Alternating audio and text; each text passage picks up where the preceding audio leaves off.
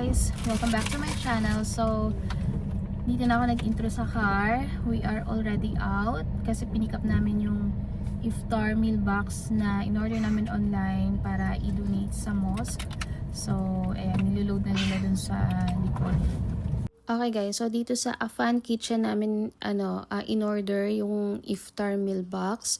And hindi ko lang kung meron silang minimum quantity for delivery, pero pinick up na lang namin yung sa amin. And then ayan, kasi medyo malapit lang din naman sa amin yung place. So, mga 18 minutes ata yan. Para diretso na rin kami sa mosque. And ito yung itsura sa loob ng meal box. So, complete na siya. Meron ng water, labana, fruits, dates, ayan. At saka isang meal ng rice. Okay guys, so we are on our way sa mosque kung saan namin ibibigay yung mga meal box. And actually, itong place pala kung saan namin pinick up yung mga food is industrial area. As you can see, the weather is so nice. Actually, medyo mainit-init na siya.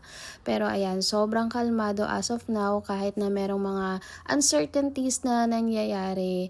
Pero we feel safe here and yeah, everything is okay. So, yung mosque pala is malapit lang din sa amin.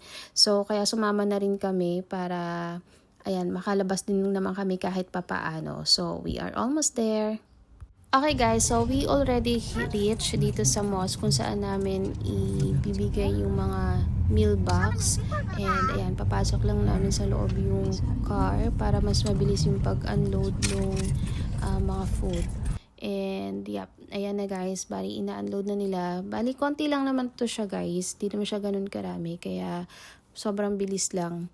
And here are the twins. Akala nila sila yung magdi-distribute isa-isa mamaya, kaya excited silang sumama. Pero hindi, kasi merong mga naka-assign na tao na magdi-distribute maya isa-isa para mas organized. And yep, we are done. So it's a wrap guys. And uwi na kami kasi ako naman magluluto ako ng food namin for iftar. And that's it for today. And see you in my next vlog. Bye!